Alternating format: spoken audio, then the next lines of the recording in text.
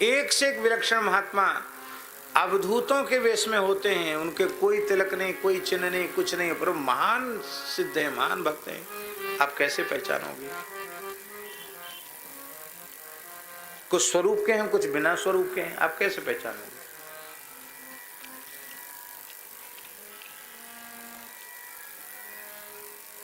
श्री हरिराम बाबा सिद्ध पुरुष थे।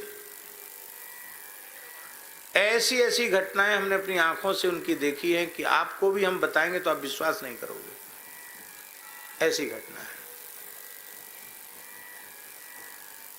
और बाहर का उनका अभिनय ऐसा था कि आप पहचान ही नहीं सकते कि ये सिद्ध पुरुष हैं।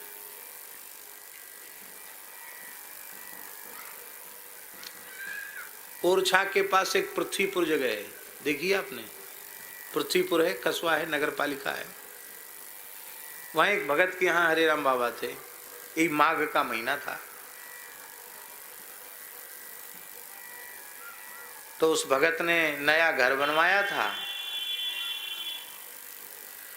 और नए घर में और गुरुजी के लिए, बाबा के लिए नया कमरा सब बनाया था और नया गद्दा, नई रजाई, सब। ठंड का समय है, बाबा वृद्ध हैं, तो 3 किलो रुई की रजाई, बढ़िया रजाई, और तखत पे बढ़िया मोटा गद्दा बिछाया, रजाई।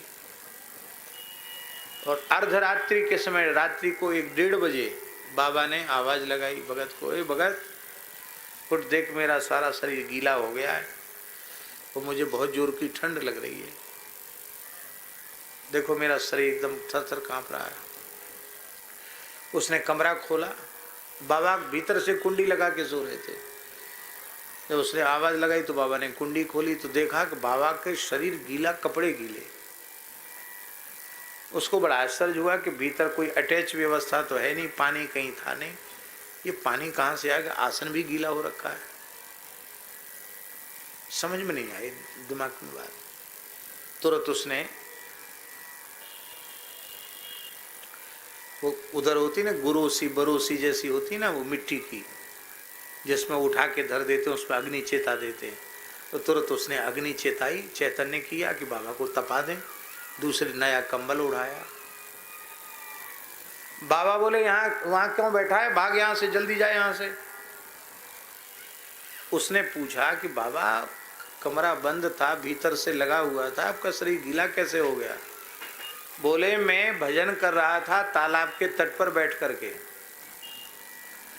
और तेरा लड़का अमुक गांव से, एक ही लड़का था उसके, तेरा गांव लड़का अमुक गांव से आया, उसको बदमाशों ने पकड़ लिया और पकड़ करके उसको पिटाई की और उसको फेंक दिया है तालाब में।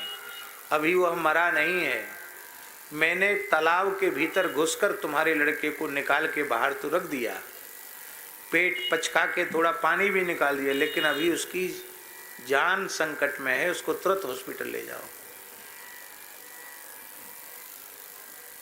वो हंसने लग गया। उसने कहा महाराज लड़का तो अमुक जगह है, यहाँ है ही नहीं, और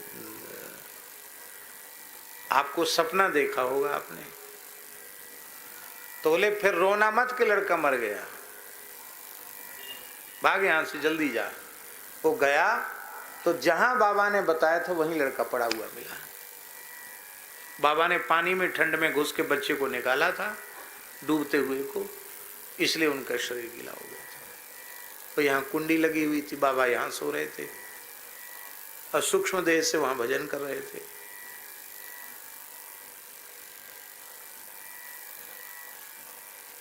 बच्चे की जान बच गई, अभी भी है, परिवार अभी भी है, कोई झूठी बात नहीं। रामनवमी के दिन बाबा 9 बजे तक लेटे थे छत पर, हम ही उनका आसन लगाते थे, वृंदावन की बात है, मच्छरदानी लगाते थे बाबा की। तो आने जाने में हम लोगों को तकलीफ हो, उनकी बाबा की मच्छरदानी खोल दे, महाराज बोले नहीं। हमने कि बाबा आज रामनवमी का दिन है, 9 बजे तक बाबा सो रहे हैं। बोले सिद्धों के खेल हैं, ये कब जगते हैं कब सोते हैं, तुम चक्कर में मत पड़ो, अपना काम करो, पता नहीं बाबा किस भाव में कहाँ होंगे। 9 बजे के बाद बाबा जगे, तो जग के जैसे ही बैठे तो महाराज जी ने आकर उनको साष्टांग प्रणाम, महाराज जी उनको साष्टांग प्रणाम कर, महाराज जी ने साष्टांग प्रणाम किया और हंसकर कहा, कहो गुरु महाराज आज बहुत देर में आए, कहाँ घूमे आए? तो बाबा बोले महाराज जी को, तुतला के बोलते थे, भट्टमाली, महाराज जी को भक्तमाली को कहते भट्टमाली, कहते भट्टमाली जी आज तो मैं अयोध्या चला गया था। तो अयोध्या में राम घाट में मैंने सरयू स्नान किया, ठीक 4 बजे गोता लगा लिया। इसके बाद हनुमानगढ़ी में हनुमान जी की मंगला आरती की और फिर अयोध्या की पंचकोसी परिक्रमा की। वहाँ गया, काले राम जी गया, नागेश्वर नाथ दर्शन किए और परिक्रमा करके और सब जगह दर्शन वर्शन करके अब आया हूँ। अब शरीर की क्रिया करूँगा। तो महाराज जी बोले कि अयोध्या जी में हुआ है, सब दर्शन परिक्रमा करके आ गए और सब समाचार तो ठीक है कि नहीं? हाँ बोले सब बहुत अच्छा है। जब हम स्नान कर रहे थे राम घाट पे, सवेरे के 4 बजे थे, उस समय एक जौनपुर जिले की बुढ़िया आई और सरजू जी ने उसको अपने में ले लिया। वो मर गई, वो भगवान के धाम को चली गई और तो सब ठीक है।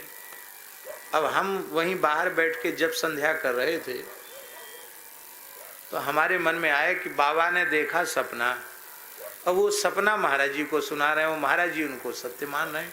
हमने अपने मन में यही समझा। 2 दिन बाद एक महात्मा आए, राम सेवक दास जी। तो महाराज जी ने कहा, कहो महात्मन अयोध्या हुआ है, सब दर्शन करे? बोले हाँ सब दर्शन कराए। और कोई नई बात? अरे बोले महाराज राम घाट पे हमें स्नान कर रहे थे, एक जौनपुर की बुढ़िया आई और हमारे सामने डूब के मर गई, पता ही नहीं चला कहाँ चली गई, जब सरयू जी में डूब हो गई। तब हमारी समझ में आए कि रामनवमी के दिन 4 बजे की बात, ये वहां से आए, ये महात्मा भी वही बात बता रहे हैं और बाबा ने भी वही। फिर मैंने महाराज जी से कहा, महाराज जी बोले इनकी बात सब सत्य है, ये जो कुछ कहते सब सत्य है।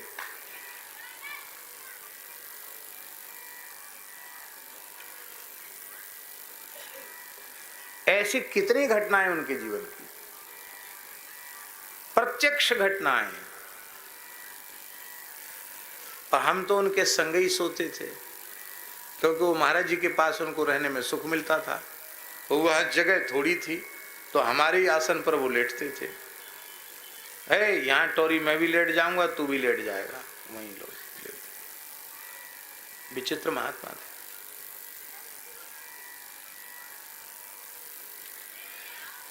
छोटे ही थे, एक बार स्वप्न में बड़े विशाल हनुमान जी दिखाई पड़े हमको, सोने के जैसे रोए, इतने बड़े बड़े रोया हनुमान जी के, एकदम मणियों से जटित आभूषण है, बड़ा दिव्य स्वरूप हनुमान जी का, एकदम लाल लाल करतल, चरण तल एकदम लाल, बड़ा दिव्य स्वरूप हनुमान जी। हनुमान जी कीर्तन कर रहे हैं, श्री राम जय जय राम, ताली बजा बजा के कीर्तन कर रहे हैं।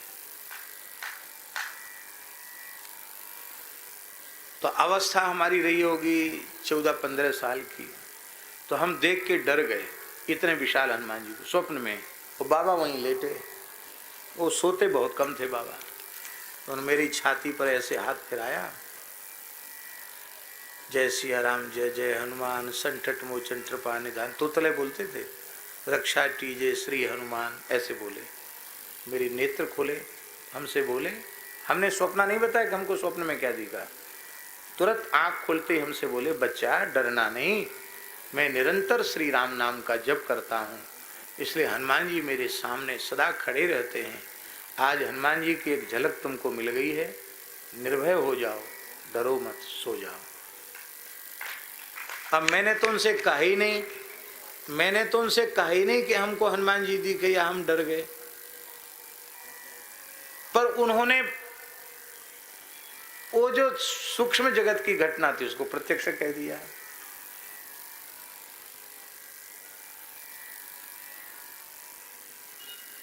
कितनी घटनाएं उनकी सुनाए।